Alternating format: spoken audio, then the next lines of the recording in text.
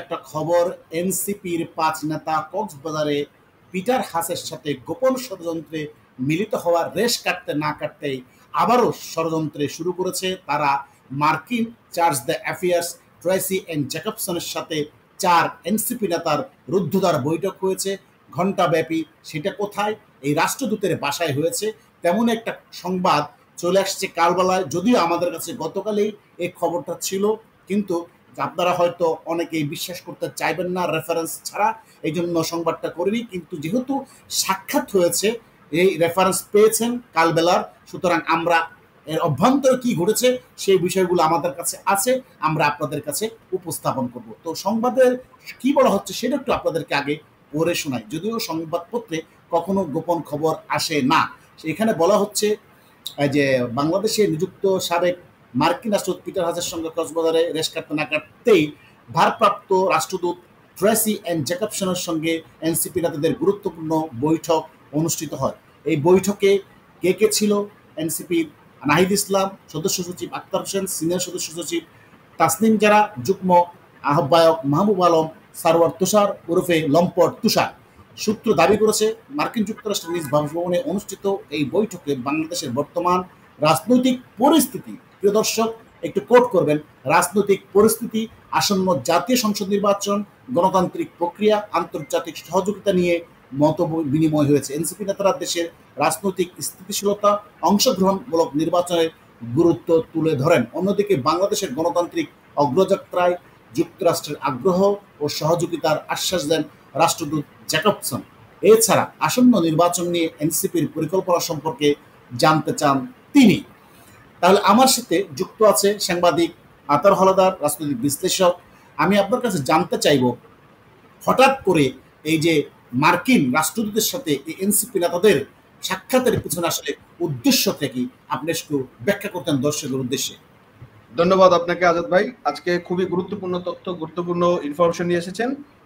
আপনি মাত্রই আমাকে জানালেন, জানা ছিল না। মোটামুটি আমি যেটুকু তথ্য জানতে পেরেছি এরপর খোঁজ নিয়ে, সেটার একটা বিষয় রয়েছে। সেটা হচ্ছে যে আমরা কিন্তু গতকালকে বা গত পরশুদিনও বলতেছিলাম যে মোটামুটি মার্কিন যুক্তরাষ্ট্র কিন্তু বিএনপিকে একটা গ্রিন সিগন্যাল দিয়েছে, এবং ডক্টর ইউনূস কিন্তু সেই অনুপাতই এই জুলাই ঘোষণা হতে শুরু করে এবং বিএনপির সাথে সেই আচরণ কিন্তু তারা শুরু করেছে, এবং এনসিপির সাথে কিন্তু একটা বৈরী আলোচনা বা এনসিপি কে অলরেডি ইউনূস কিন্তু ত্যাগ করেছে এরকম একটা ভাব দেখা যাচ্ছে কিন্তু বিভিন্ন জায়গাতে। তার মানে ইউনূসের যে সেফ এক্সিট সেটার জন্য কিন্তু বিএনপির কাঁধে বা তারেকের কাঁধে এখন কিন্তু ইউনূসকে ভর করতে হচ্ছে। এবং এই পরিপ্রেক্ষিতে এই এনসিপির ছেলেপেলে কেন জ্যাকবসনের সাথে বসলো, সেটার কারণটা হচ্ছে যেহেতু এখন তারা বুঝে গেছে যে তাদের পায়ের তলার মাটিতে, সুতরাং তারা কিভাবে বাঁচবে, তাদের চেহারার, আপনি দেখেন ওইখানে যে ছবিটা দিয়েছে, চেহারার রং কিন্তু পাল্টাই গেছে। কারণটা হচ্ছে তারা এখন জ্যাকবসনকে বলতেছে যে ভাই, আমরা তো তোমাদের কথায় সবকিছু এখানে করলাম, রেজিম চেঞ্জ করলাম, শেখ হাসিনাকে সরাইলাম, এত হত্যা হলো, এত কিছু ঘটনা হলো,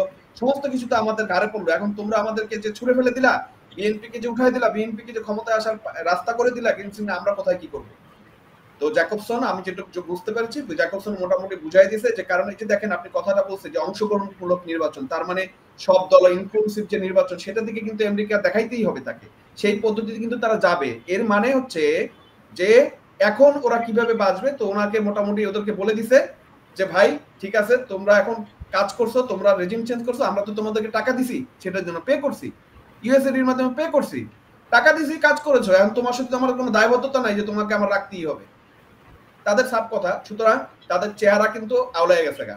তাহলে জনাব আতার হালদার, এরা মার্কিন যুক্তরাষ্ট্রের বক্তব্য এটাই আপনি যেমনটা বলছিলেন যে টাকা দিছি, কাজ করছো, শেষ, বিদায় হও। কিন্তু এনসিপির নেতারা আরো একটা জিনিস দাবি করেছে, যদি নির্বাচন হয়, বিএনপি আসে বা ইনক্লুসিভ ইলেকশন আওয়ামী লীগ আসে, তাহলে তাদের বাঁচার উপায় কি? তারা কিন্তু যুক্তরাষ্ট্রের রাষ্ট্রদূতের কাছে এটা দাবি করেছে তাদের জীবনের নিরাপত্তা। সেক্ষেত্রে নিরাপত্তার ক্ষেত্রে জ্যাকবসন কিন্তু জিনিসটা অ্যাভয়েড করে গেছে, অর্থাৎ তাদের সেফ এক্সিটের কোনো নিরাপত্তা নিশ্চয়তা দেয়নি, আমি যতটুকু জানি। আপনি কতটুকু জানেন? হ্যাঁ, আমি আপনাকে এই কথাটাই বলছি যে সেফ এক্সিট দেওয়ার নিশ্চয়তা আমেরিকা তাদেরকে দিতে পারবে কিভাবে দিবে? কারণ হচ্ছে যেহেতু আপনার কথাটাই এখানে আসছে, আমি তো কাজটা টাকা দিয়ে করাইছি, উনি তো টাকা দিয়ে কাজ করেছে, ওইখানে তো লেনদেন শেষ ভাই। আপনি টাকা দিছি, ধরেন আপনাকে আমি একটা জিনিস কিনতে দিছি, আপনি মরিচ কিনবেন, 10 টাকা দিয়েছি, 10 টাকা মরিচ কিনে আমাকে দিয়েছেন, তো আপনার সাথে আমার লেনদেন কি? এখন আপনাকে মানে মরিচ থেকে, ধোয়া থেকে বাঁচাই দিব, সেটা তো আমার দায়িত্ব না। ঠিক আছে। রাইট।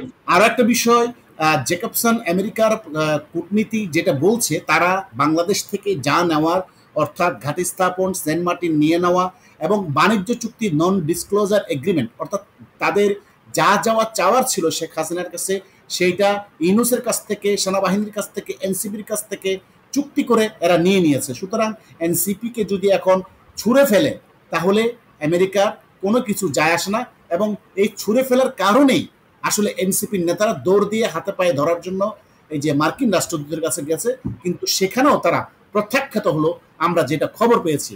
আর আপনি কি জানেন, আর কি জানেন ইলেকশনের ব্যাপারে, কি কি বললেন? এখন ইলেকশনের বিষয়ে উনি যেটা বলেছে সেটা হচ্ছে যে ওনাকে দেখাইতে হবে যে একটা ইনক্লুসিভ নির্বাচন। সেক্ষেত্রে হয়তো এমনও হতে পারে যে আওয়ামী লীগকেও নির্বাচনের সুযোগ দিবে। হ্যাঁ, এবং আওয়ামী লীগকে যদি নির্বাচন সুযোগ দেয়, সেক্ষেত্রে আপনি এই মুহূর্তে বাংলাদেশের পরিস্থিতি জানেন যে আওয়ামী লীগও চলে আসে কিনা, কিন্তু বিএনপি হয়তো বা তারেক রহমান বা বিএনপিকে একটা এই আমেরিকান এম্বাসি হয়তো বা বিএনপিকে একটা গ্রিন সিগন্যাল দিয়েছে যে ঠিক আছে তোমরা ক্ষমতা যাবা, ইউনূসকে সেফ। কারণ হ্যাঁ, ইউনূসকে সেভ করার একটা পায়তারা কিন্তু মার্কিনের থাকবে, কারণ ইউনূসকে সেভ করবে, কিন্তু এই এনসিপি নেতাদের সেভ করবে এটা কিন্তু কোনো দায়বদ্ধতা আমেরিকান প্রশাসনের নেই, বা নেই, দায়িত্ব নেই। কারণ হলো ইউনূস এইখানে রেজিম চেঞ্জ করার জন্য যে টাকাটা দিয়েছে সেটা ইউনূসের মাধ্যমে তাদেরকে প্রদান করা হয়েছে, ইউনূসের মাধ্যমে কাজটা করা হয়েছে। ইউনূস হচ্ছে আমেরিকার এজেন্ট, এবং সেই অনুযায়ী বাংলাদেশ থেকে যা যা নেওয়ার কিন্তু তাদের নেওয়া হয়ে গেছে। সুতরাং তারা ইউনূসকে হয়তো এখান থেকে সেভ করে তাদের দেশে নিয়ে যাবে বা সরাই ফেলবে, সেটা হতে পারে। বাট হ্যাঁ, সেটা অনেক বিশেষজ্ঞরাই বলছে যে ইউনূস সেফ এক্সিট নিয়ে চলে যাবে, যেতে পারবে, কিন্তু বাকি যে দেশ ধ্বংস করার জন্য জুলাই সন্ত্রাসীরা, এনসিপির এই জুলাই সন্ত্রাসীরা সবাই তো আর যেতে পারবে না, হয়তো দু একজন গোপনে গাপনে পালিয়ে সেদিক সেদিক যেতে পারবে, কিন্তু বাকিদেরকে তো এখানে থাকতে হবে, তাদের জন্য তো বিচারের মুখোমুখি তাদেরকে হতেই হবে, সেটা বিএনপি আসুক আর আওয়ামী লীগ আসুক। তবে বিএনপি সবচেয়ে বড় কথা হচ্ছে আজাদ ভাই, শুধু বাংলাদেশ না, এরা কিন্তু পৃথিবীর কোথাও সেফ না। কারণ কি, শুধু বাংলাদেশ না, আপনি আমেরিকা হইতে শুরু করে পৃথিবীর যে দেশেই যাবে তারা, সেই দেশেই কিন্তু বাঙালি জনগণ কিন্তু ওদেরকে একদম সাইজ করে ফেলবে। কারণ হচ্ছে এই দেশকে ধ্বংস করা। এবং আপনি দেখবেন যে বিদেশি যারা বাংলাদেশি বিদেশে আছে, প্রবাসী আছে, তারা কিন্তু মানে প্রচুর পরিমাণে ক্ষুব্ধ এদের উপরে। কারণ হচ্ছে এই দেশটা সুন্দর সাজানো গুছানো দেশটাকে কি যে এরা ধ্বংস করেছে, এটা সারা বিশ্বের বাঙালিদের কাছে একদম ক্লিয়ার, স্পষ্ট। সুতরাং তাদের বাঁচার পথ কিন্তু পৃথিবীর কোথাও নাই, তাই তাদের এটা আমি আপনার সাথে একত্র প্রকাশ করছি, কোনো রাস্তা নাই। এবং বর্তমানে তারা শুধু দেশও বাঁচতে পারবে না, এই জন্য তারা 24 ঘন্টা সেনা প্রহরা নিয়ে চলাচল করে, যেখানে যায় সেখানে পুলিশ সেনা প্রহরা। কারণ এরা পুলিশ সেনা প্রহরা ছাড়া কোথাও তাদেরকে দেখলে জনগণই এদেরকে পায়ের তলে ফেলে দিবে, যার ফলশ্রুতিতে এবং জীবন রক্ষার্থে মার্কিন রাষ্ট্রদূতের হাত পা ধরা শুরু করেছে, সেরকমটাই আমরা সংবাদ পেয়েছি।